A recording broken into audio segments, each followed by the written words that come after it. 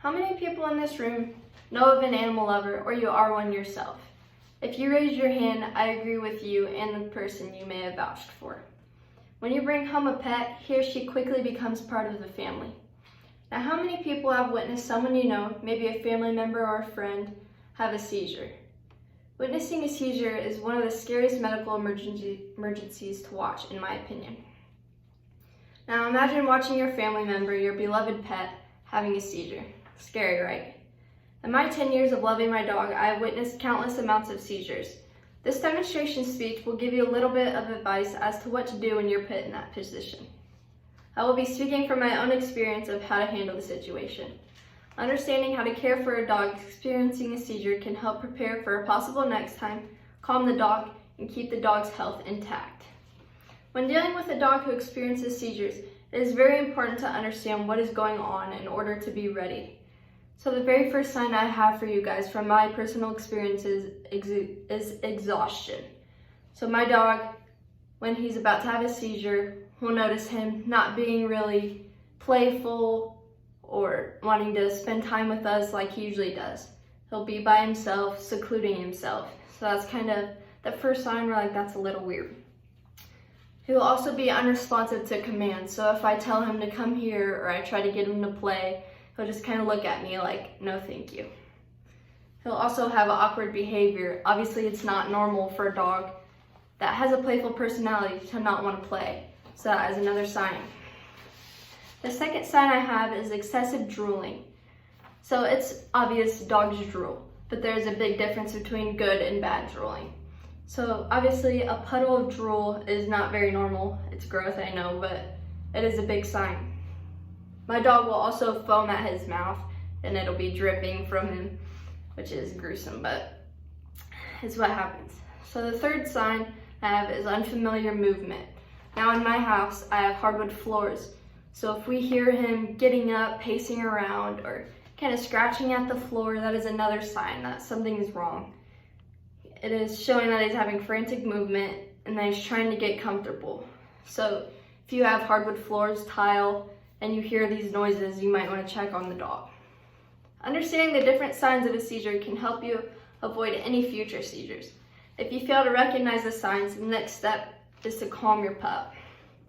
Fright is something that can trigger and worsen any medical condition, no matter who it is affecting. So the first thing you want to do is put yourself in their shoes. They're a dog. They can't tell you what's wrong. They can't explain to you how they're feeling or if they know what's about to happen. So you want to keep that in mind. The next step would be to comfort them. So what I do is I speak to my dog in the puppy voice. Everyone has a puppy voice. So I talk to him just to let him know that I'm there, he's not by himself, just to calm him down a little bit. But I do not touch him because you don't know how they're feeling. You don't know if petting them will give them sensory overload and might freak them out more. So I do not touch him, but I do talk to him. And I just try to make him feel safe, make him know that we're there with him. So the last thing you want to do when you're in this position is comfort and calm yourself. It's scary and it would freak a lot of people out. I know it freaks me out almost every time. So stay calm so you can take care of the situation. And dogs also feed off of their owner's emotions. If you're freaking out, it's going to make them freak out. Overall, it is very important to keep calm in order to make your dog feel as comfortable as possible. Once you recognize the situation and calm yourself, it is now time to take the next step, stop the seizure. Stopping the seizure as soon as possible is essential, as it can lead to getting help faster and it is a better outcome for the dog. If you know your dog is experiencing seizures, there's a couple things that you can do. My family, we bought a natural medication. Now this is not harmful to them. It's recommended by some vets, but it's not given to us by the vet.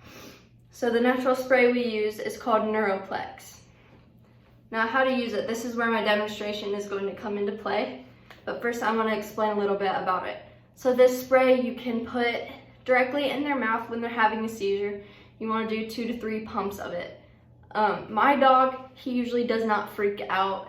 He's pretty calm, pretty loving dog, so I know how he's going to react. But you can also put it in their water, you can put it in their food, because not all dogs are like that. So now I'm going to move this camera down So I have him here with us. Now this is the spray we have. Hi, buddy. All right, so what we do is during the day, if we give it to him, he's not a fan of us trying to open his mouth. So you're just gonna carefully open the mouth. Now, he might bite, so that is something else to take into consideration. And you just spray it in there. Now what we do is we watch how he reacts. And he swallows it. It doesn't really seem to affect them much, honestly. So that is my demonstration. It is very simple. So I think I explained it well enough, but that is how you do it. Okay. Now we're gonna go on to the post-seizure precautions. Your dog is going to be confused afterwards. He's not gonna know what just happened. He's not gonna understand why he feels the way he feels. And then there's also gonna be the bodily fluids, which is really gross.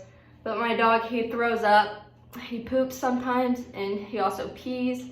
There's drool everywhere. It's pretty nasty, but you might want to expect that. Your dog will also be exhausted. Their body was just put through so much stress. All their muscles are spazzing. So you don't expect them to be the same way they usually are the rest of the day. Often my dog will try to get up and play, and we'll just tell him, sit down, dude, you need to relax. Overall, the method to stop the seizure is really easy, as you saw. It's recognizing the situation that is the most difficult. This will help keep the dog's health intact, as it is obviously stopping the seizure. Overall, any medical emergency is scary no matter who is being affected. The absolute best thing for your pup is to take them to the vet. I'm not a professional, I'm just speaking from my own experiences with my family and my dog. This procedure is all natural for someone who does not give their dog medicine. This also is a procedure for someone who might think their dog is experiencing seizures, but is not 100% sure and hasn't taken them to the vet yet. I hope this information has helped you prepare for this situation. I understand that this may not be useful to everyone right now, but it might help you someday or help someone you care about.